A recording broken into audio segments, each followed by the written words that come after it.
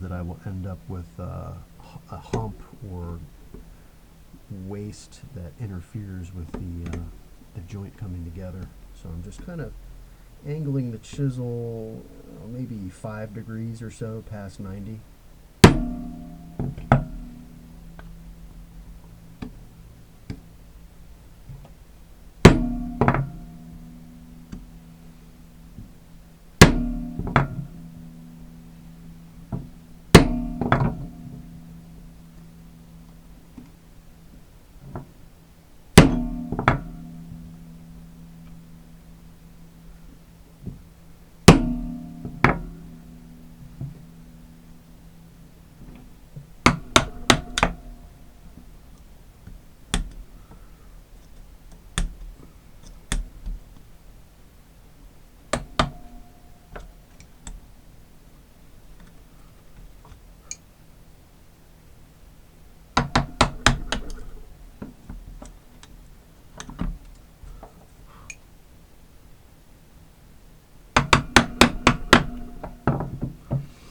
Now, I tried to take off a little more than I should have there, and you want to be careful with that, because if you have not severed the fibers enough back here at the shoulder, and you hit it and you try to lever it out, a lot of times you can end up lifting this whole piece, and it will crack and run all along the grain.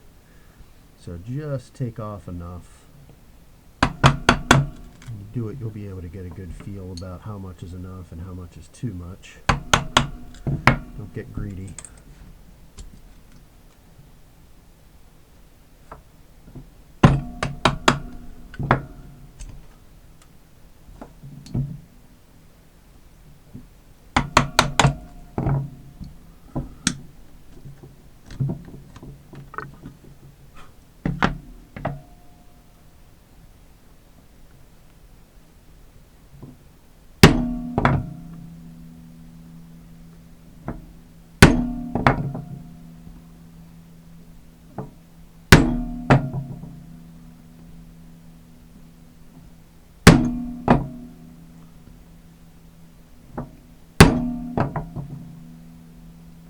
The other nice thing too about back cutting, at this stage you don't have to be as concerned about the chisel pushing back and wedging past your shoulder line, because you are tilting the chisel out. It isn't that big of a deal, because the bottom of your chisel is no longer resting against the shoulder. It's actually off by a few thousandths of an inch. So you can really kind of wail away at it once you get it down. I'd say I'm about a 1/16 or so past the top of the piece.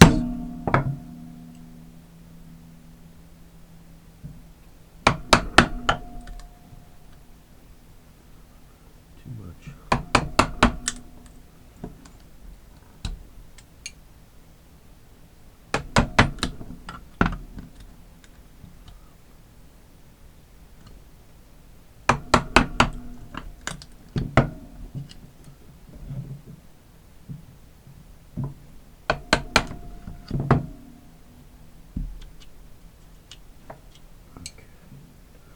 So we are down to pretty much just a sliver.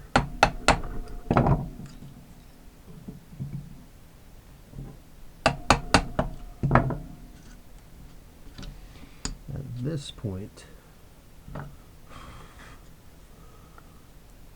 can pretty much just chop right through a couple good hard whacks.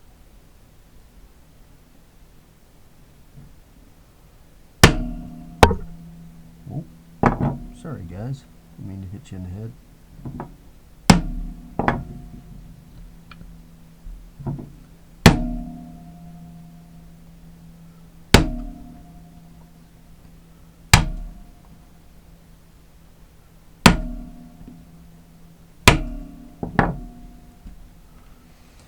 Okay, so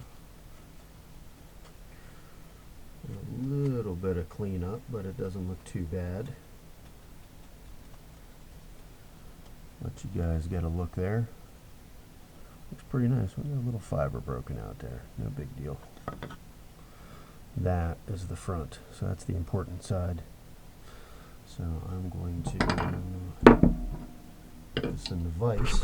Go ahead and work on cleaning up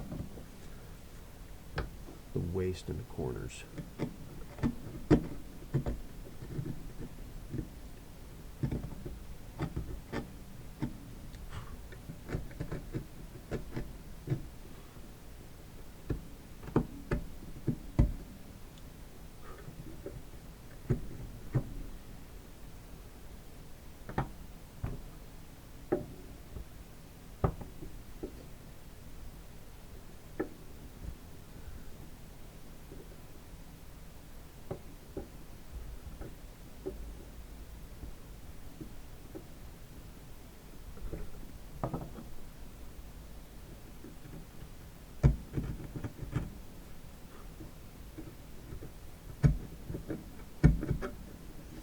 And when I'm doing this, I always like to work from the front of the stock.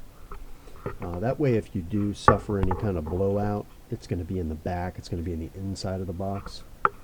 It's still not ideal, but it's a lot better to have blowout on the inside of your box than it is on the outside.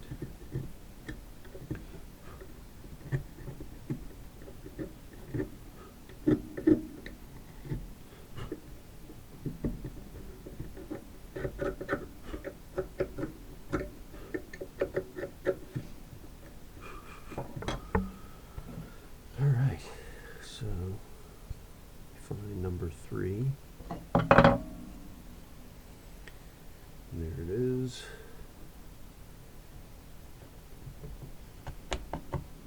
And the other trick, and I'm sure you get, maybe not, on the back of your tails, it is a good idea to add a small chamfer. And that just helps get the tails to start seating into the pins. Now you have, this hardwood is a lot less forgiving than pine. You see guys doing dovetails in pine and softwoods. That stuff's a lot more forgiving. You can be off quite a bit, and because the wood fibers compress as they do, you can kind of just jam it in there and not have to worry about being dead on like you do in woods like this, white oak. It's a very, very hard wood.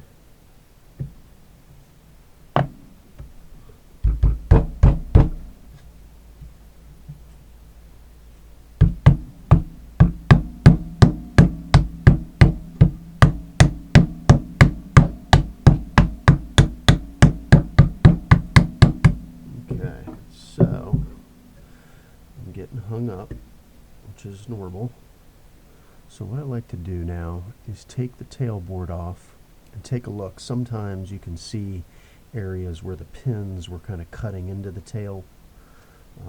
That will tell you where you're getting hung up. I don't see a whole lot. So then the next move is to look, use your eyes, and I can see right now that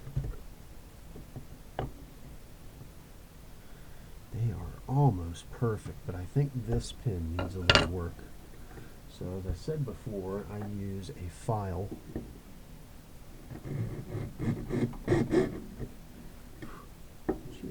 Just kiss it, take off a little bit, try it again. You can always go back and take off more, but you can't put more back on.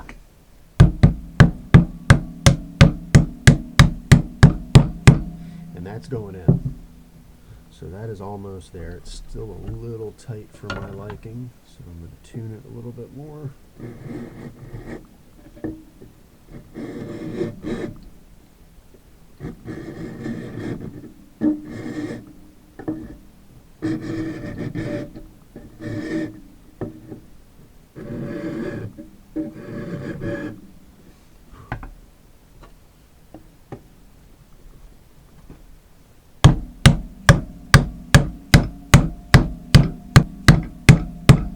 And I can probably put that together. So that is looking really good. I don't want to go too much farther. Obviously, the way dovetails work, they're never as strong as they are the first time that you actually fully seat them. And that's because there is a little bit of compression going on in the wood fibers, and that can add to the strength of the joint. So I usually like to get it about halfway down, and if I feel good that I can go ahead and sink it the rest of the way, I'll call it good and I'll move on to the next one, and that is exactly what I'm going to do now. Okay, another day, another task. So I have now all 4 of my box sides cut, cleaned up, fitted. I've put the box together. I know that it goes together nicely, and so at this point the next step would be to figure out a bottom for the box, and I have decided that I'm going to route a groove in the bottom. I haven't quite figured out how high up I want to go. I will probably go, because it's a hardwood, 3/16 of an inch to the bottom edge of the groove, and that should put me well within that pin. And then on the tail side, it should put me well away from the tail, so that I will not. You got to be careful when you're laying out a groove for a lid or a bottom, that you do not end up routing through a tail or routing out the end of I guess I should say routing out the end of a tail through a pin. Either way, not a good look. So I'll be okay here. I'll be able to route clean through and not run into the tails on this piece. And then by the nature of how this box goes together, the exit groove, the exit hole of the groove, will be covered by the pin. And then for these long sides, I will simply have to do a stopped groove, and that's a pretty simple procedure, and I'll show you guys that too. So for that, I will be using my router table, and in my router table I will be using this Katana, gosh, I don't know what that is. It's called a plywood bit, and what it is actually sized for 1/4 inch plywood. As we all know, or maybe you don't know, 1/4 inch plywood is not a 1/4 inch. So actually, you know what? Rather than guess, I'm going to get my calipers out here. Bear with me. We're going to find out exactly what this is. Now, honestly, it's probably manufactured in millimeters, but I will get us a measurement in thousandths of an inch. That is showing me that it is approximately, you guys see that? 0.205. So, I mean, a little over 1/5 of an inch. Not very practical in woodworking terms, but the point is it's a good, what is that, 45 thousandths of an inch thinner than a 1/4 inch. And I've used this bit before to good effect. I know that it is absolutely a perfect fit, a slide-in friction fit with your just standard store-bought 1/4 inch plywood. So I'm going to get everything set up and turn the camera back on when I'm ready to route. See you then. Okay, so we're all set up here at the router table. I have my plywood less than 1/4 inch router bit in the router. I have a sacrificial fence. It's just smoother, it's nicer than my 2-piece fence. My 2-piece fence, sometimes I can get caught up on the leading edge of the second piece. So anytime I'm doing an operation where I want to route straight across, I just put one of these in. It's nice, it's slick, and again, it's sacrificial. So I cut a little hole in here, typically I'll have my dust collection set up and it'll catch some of the dust, not all of it, because of this particular operation. The piece is going to be flat against the router table, and the only evacuation point is really going to be down into the router body itself. So it's a messy operation, but effective.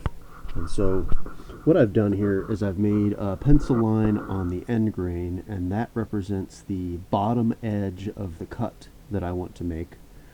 And so then if you could imagine another line above that, that's going to be the outline for our groove. So first I'm going to run my tail pieces through, because those are through cuts. Again, the exit and entrance holes will be covered up by the pins, and then the pin boards we'll have to do a stop cut. So let me get you guys set up here, and we'll go ahead and wrap the first two pieces.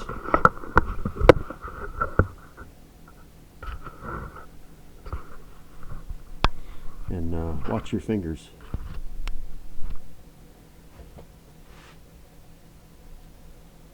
Oh, real quick, I have the depth here, because it's plywood, it's a small box, I don't need a lot of depth.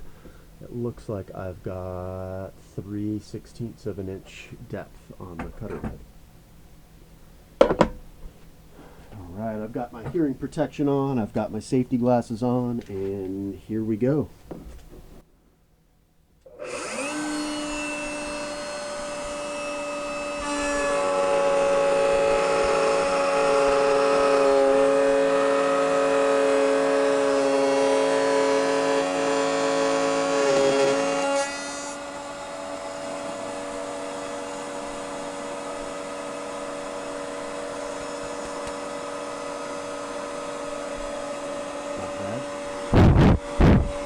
Sawdust on there.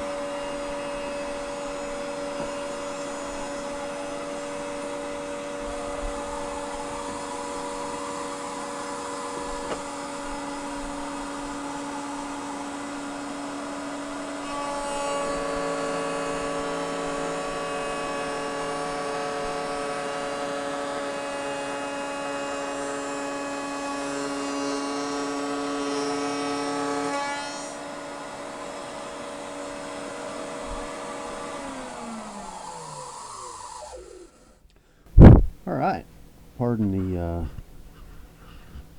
the rub down here, but I think I got some white sawdust on you guys. Alright, so that was that, and here's the end result. Nice groove. It's far enough away from the bottom that the bottom will have plenty of support, structural support. Doesn't need to be crazy deep. Again, because this is going to be 1/4 inch plywood, I don't expect any sort of seasonal movement out of the bottom. If this were a solid wood, kind of a glue up a panel of multiple skinny 1/4 inch boards, I probably would knock that notch back a little deeper, because I would then have to allow space for seasonal movement, wood movement. In this case I don't, so I didn't. So that's those two pieces. You can see in this one the grain's a little squirrely, so I got a little bit of cleaning up to do, and I will do that with whatever chisel I have that fits down in there. Now is the stopped groove portion. So for this, it's pretty simple. I want to route the groove, but I do not want the groove to exit the edge of this pin, which is right in line with where it should be. Let me get my square and mark it here. Again, we're going 3/16 up. So that's right about there. So in actuality, if I were to route this straight through, it would come right out this pin, and be, visible, plain as day. So all I really have to do, because this face of this pin is going to end up being against this end grain like that. So I can actually go all the way into this pin, I just can't exit it, which makes this job a little easier, because I don't need to be dead on. I just need to be sure that I'm at least past this point a little bit, and that's because if you can imagine the two sides of the box put together, when this thing is put together, the groove in this piece is going to extend just a wee bit past the shoulder line in this piece. So I don't necessarily spend a lot of time trying to get this too critical or too dead on.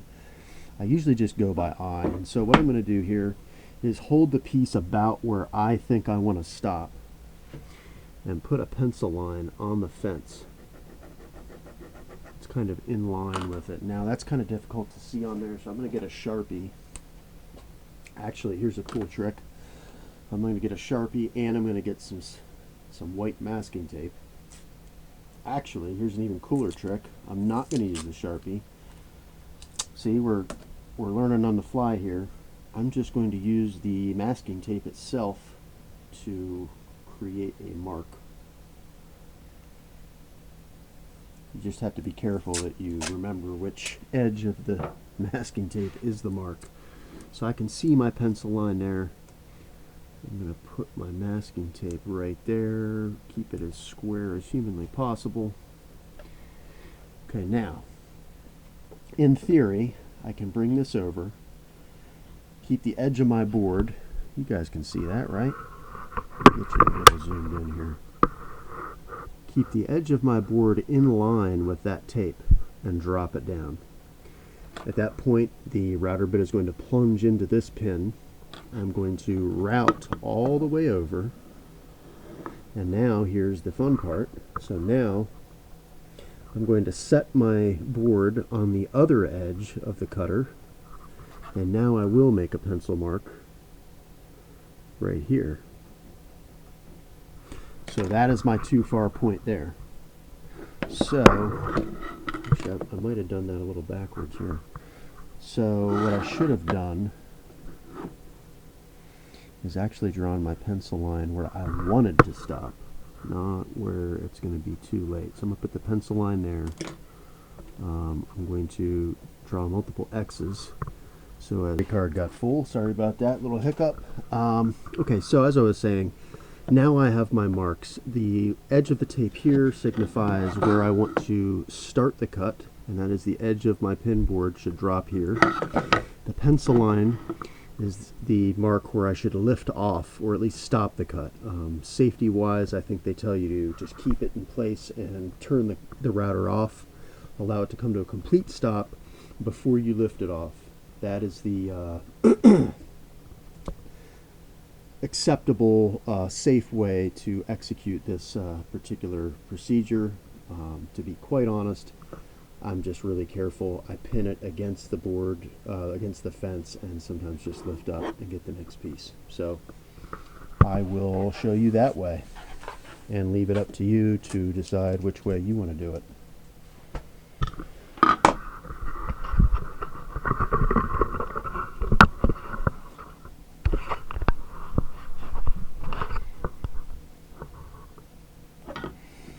I'm sure this isn't going to run into you guys here. And it's pretty damn close. Alright. Here we go.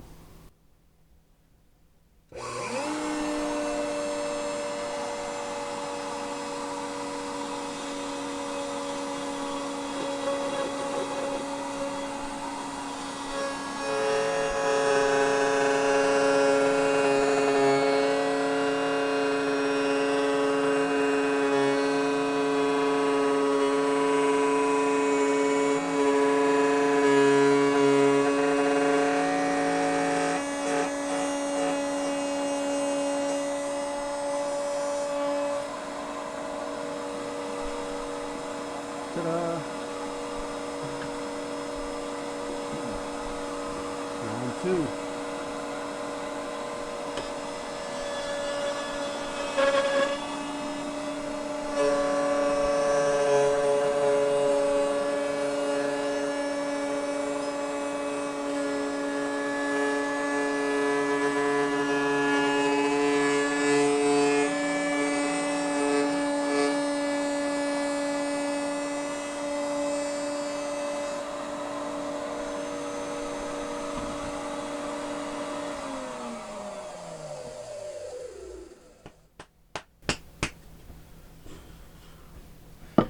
right.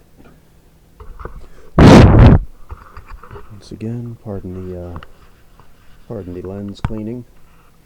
And that is that. So now we have our groove routed.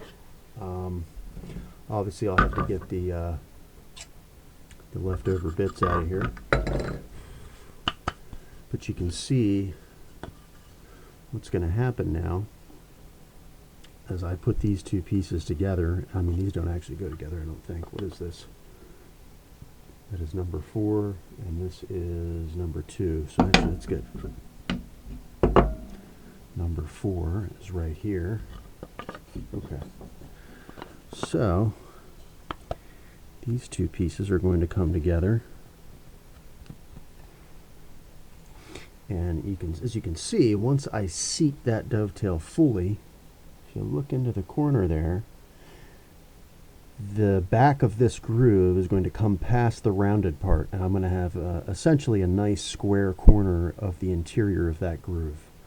So the next step is for me to measure based on the length of each piece side. So I'm going to get this measurement from the shoulder line to the shoulder line, and a measurement of this piece from the shoulder line to the shoulder line.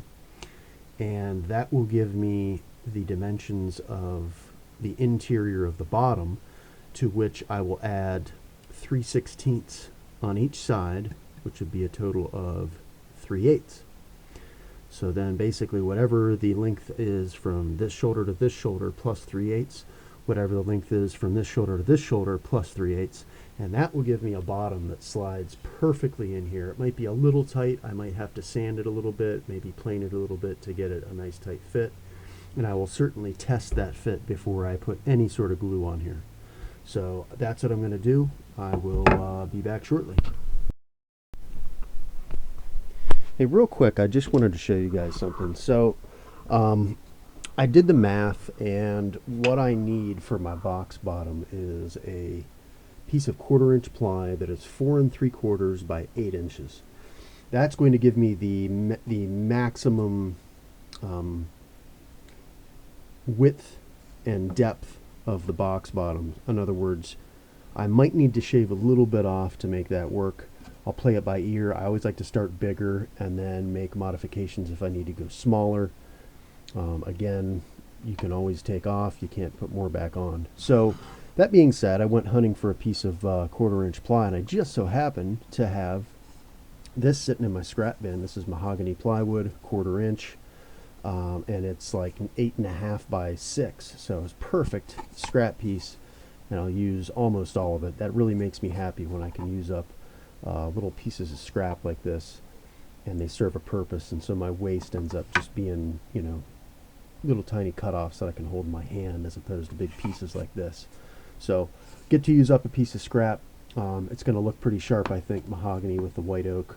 But one thing I wanted to show you, so as I said, the cutter on that router is 2.205, and this plywood then fits in here very nicely. You've got a little bit of wiggle room, which is nice because you need to be able to slide it, but it's certainly not loose. It's in there nicely. There's no gaps on either side. And so that is definitely worth having. If I were to have routed a 1/4-inch groove in this piece and tried to use this plywood, your regular 1/4-inch plywood, there would have been, you know, a pretty sizable gap, maybe even as much as like a 32nd or a 32nd and a half of an inch gap there. So worth noting. Go ahead and get yourself a bit like that. If you guys do a lot of box making, it's definitely worth it. Real quick, I'm going to get a measurement. And again, I realize that the 1/4-inch plywood that we get in big box stores, and I think this is actually from a plywood supplier, is typically in millimeters. But this plywood in inches measures, see if I can get the glare off of there, that is 0.198, so just under 0.2 inches, which means that the groove is exactly 7/1000ths of an inch bigger than the piece, which I would say is absolutely perfect. If we would have routed a 1/4 inch groove, we'd be looking at 50, what would that be, 52 thousandths of an inch gap left over, unfilled. So just something to note. I'm going to go ahead and cut this thing to size, and we'll go ahead and test fit it all together. See you then.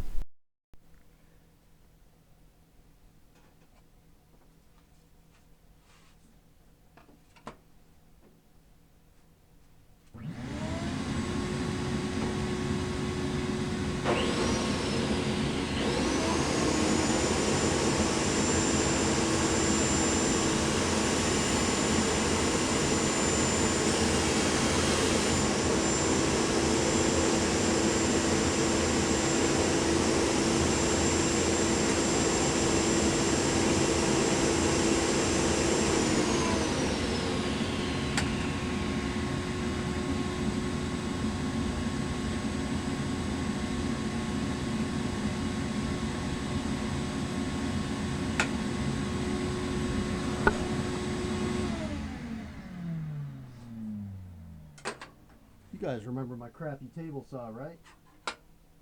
Yep. This is what I go through every single time I want to make a cut.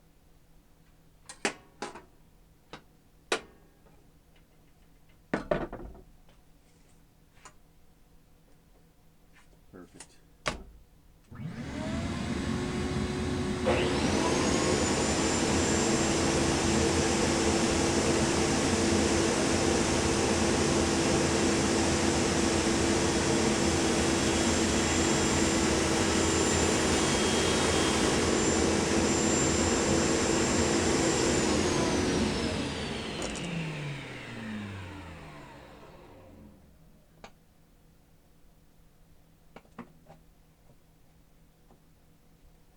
Nice.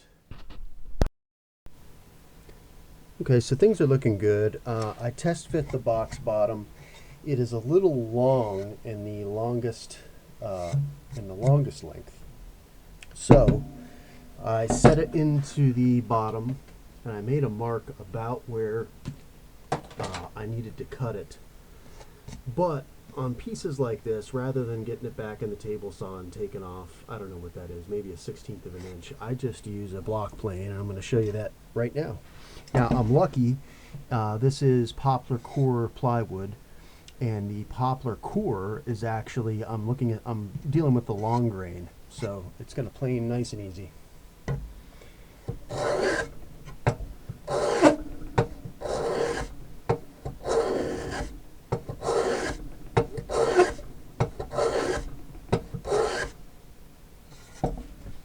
And that is down to my pencil line. It was a lot easier than fidgeting with that table saw that I have. So now I can see my knife line indicates the shoulder. So in other words, that is the point which the pins are going to touch, like this. So I need to be sure that that groove is not going to bottom out on the bottom, as it were, and keep the dovetail joint from closing properly. That is what you're looking out for here. And if I put that on there and sight down that line, and I'm hoping that you can see that, I can see that the inside edge of this box bottom runs right into that knife line down here in the shoulder. And that tells me that I will have no problem clamping this box shut and having it seat properly. However, that is dead on. And because I like to err on the side of caution, I am actually going to take another 2 passes off, just because. Now I have a little wiggle room.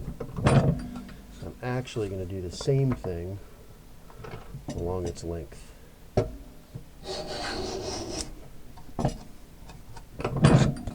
Here it is, it's ready to install. Okay, so I am ready to start assembly of this box.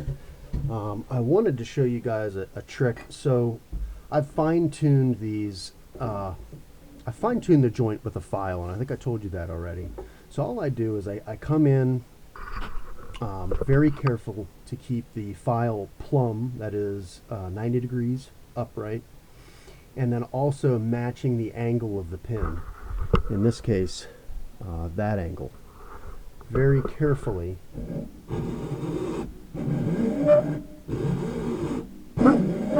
Taking a few strokes at a time where necessary, and then trying to fit, going back and forth until it's a nice, tight fit. Now, that said, this is a very hardwood white oak, and oftentimes when I'm doing hardwood dovetail joints, if you try to put yellow glue or white glue in there, it tends to bind up and make it even more difficult to seat the joints. So I like to use Tight Bond Genuine Hide Glue. No, it's not as strong as a PVA glue, a polyvinyl acetate glue, which is your white and your yellow glues, but it's strong enough. I think Fine Woodworking did a test, and I mean it was up there. It's certainly not a weak glue. And the point is, this is a mechanical joint. If I have to hammer these things shut, they're not going anywhere. So this is really just insurance. But one of the nice things about this hide glue is it's got a lot of working time, number one, and number two, it remains kind of slippery until it does set, and that can actually be very helpful in this case to put together tight dovetails. So squirt out a little bit on whatever, and I like to use these little palette knives. Now you don't need a lot, and I only put glue on the long grain surfaces, so that in this case is going to be the sides of the pins. And I only do one side of the joint. You can do both sides of the joint, but again, if you've cut these dovetails properly, they're not going to go anywhere. You almost don't need glue. It's just more of a security measure. So I have now thinly painted the inside surfaces of the pins with the hide glue, and now I'm going to go ahead and seat one of the joints, being careful to find the right match for it. And that is a 3, and this is a 3. So here we go.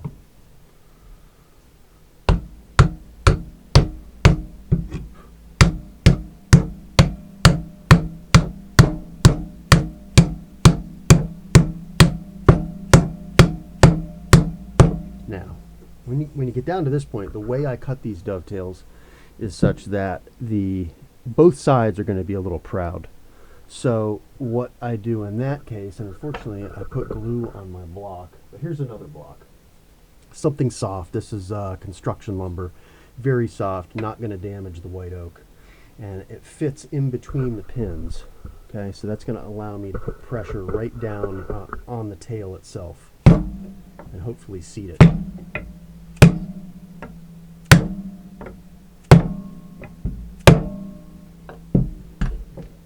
And that is pretty good.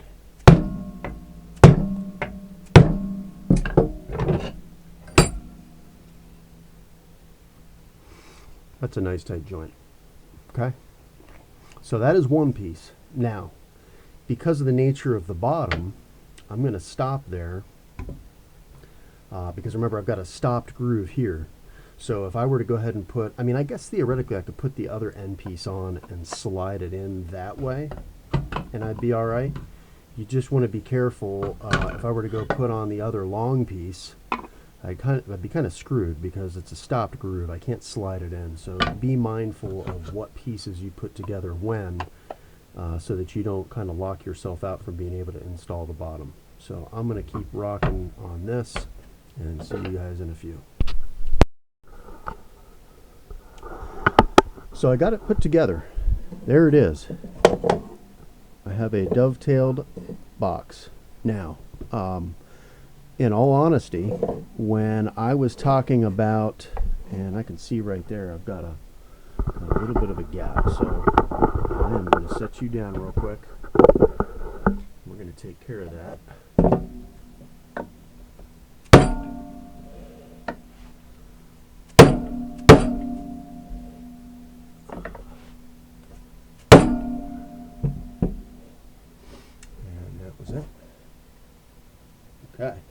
So when I was talking about the sequence of which piece I was going to put together, and I had told you about putting these two on one of the long sides, that was a mistake actually, because I tried that, and then what I failed to remember is that dovetails only go together one direction. And so when I went and tried to put that final piece on, I realized that pins don't slide into dovetails like that. The tails slide into the pins. And so I actually had to quickly take it apart, which is another nice thing about this tight bond hide glue, is that you have a little time to do that. I had to take it apart and reassess. And so what I ended up actually having to do was put an L together, a long side and a short side, put the other long side sort of half on, half off, leaving it splayed open enough to slide the bottom in. And then I kind of had to push it to get it to seat in there enough past the stopped groove on the piece that was angled out. And then I could kind of fold it in and continue seating the second long side.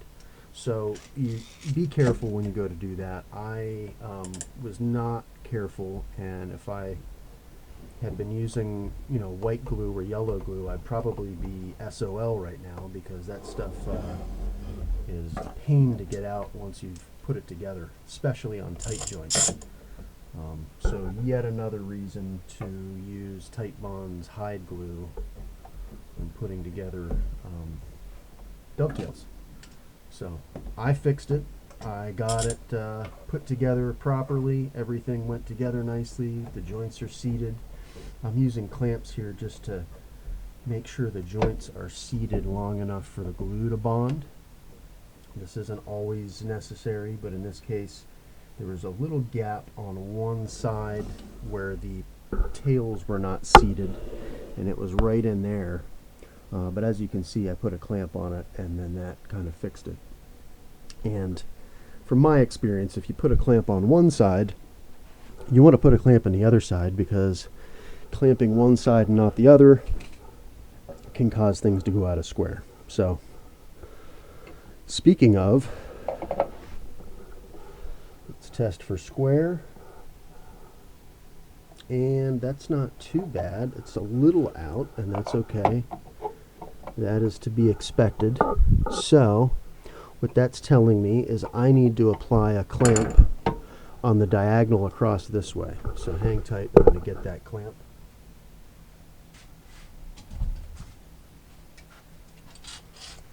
The nice thing about dovetails is you can play with the geometry of the box a little bit. You might need to loosen some of the clamps, if not all the clamps holding the box together, to be able to affect its squareness. And to be honest with you, I think the reason it's not dead square right away, which things rarely are, is because I left myself a little room for error with the box bottom. If I had cut that box bottom absolutely perfectly sized, that would have kind of forced the box to be square. So all I'm doing is putting a clamp across the box diagonally in the direction that it was out of square. And all you're going to do is you're going to apply pressure until you get that thing to go square. Now it looks like I've gone a little too far. So let a little pressure off.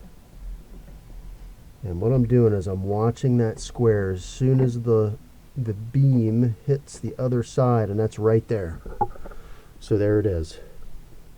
I have dead square. That is in full contact with the long side, that is in full contact with the short side, and the corner is in the corner. So that's the square box. I will now let that dry with the clamp on it so that it dries square. And then we will talk about the lid. I know in the beginning of this whole ordeal I had talked about doing a hinged lid, and I decided that I'm not going to do that actually. I'm going to do a lid. I want to say I developed. I probably didn't develop it, but it's a style of lid using veneer because I'm a big fan of veneer, and I'm going to show you guys how I do it. I'll give you guys an idea of the kind of lids that I make for my boxes. So here is an example. This box is, I believe it's some sort of, I think it was Caribbean walnut it was marketed as. It's something from down in South America. At any rate, the box lid is veneer, even though you would be hard pressed to find any part thereof that would indicate that that is not a solid piece, except for the end grain. If you know what to look for, and I realize it's hard to look for anything in this light, so I'm going to move it into my shot where the lighting is better and show you guys what I mean. If that were a solid piece of wood, that would be end grain. As you can see, it's not. And so what I do, and forgive me, it's a little dusty, is I use 3/8 inch MDF, which I get from packing materials from my job, and I veneer both sides with my veneer of choice, and I trim the edge with a solid wood piece of that same wood. In this case, this is waterfall bubinga, and I have solid bubinga, so I trim the edge of the MDF plate or workpiece with bubinga, veneer over top of it, and then that gives the appearance of a solid bubinga lid that stays dead flat. And I mean, this thing stays dead flat. You can see in the picture here, hopefully, that I can press down on the corners and it's not out of flat at all. That is a perfectly dead flat lid all the way across, and it stays that way. I can take that out on a hot, swampy summer day, leave it out overnight, and it's going to stay flat. And that's why I like these lids. Obviously they're pretty cool looking because you have access to woods that you typically wouldn't have access to in veneer, and you have the ability there also of making sure the lid stays flat. If you guys have been doing this long, you know that if I were to try to make just a solid plank lid, I'm not talking about a frame and panel lid, just a solid plank lid, in the summer months it would cup or bow or warp or twist, and you would end up with a pretty funky looking box. But if you use MDF and veneer it, you can get away with a nice thin beautiful lid like that stays flat in all seasons. So I'm going to walk you through how I do that, and I'll probably inlay or do something fancy. I have to decide what kind of wood I want to use there. I might even use the waterfall bubinga, so we'll see. I'll see you guys when I decide.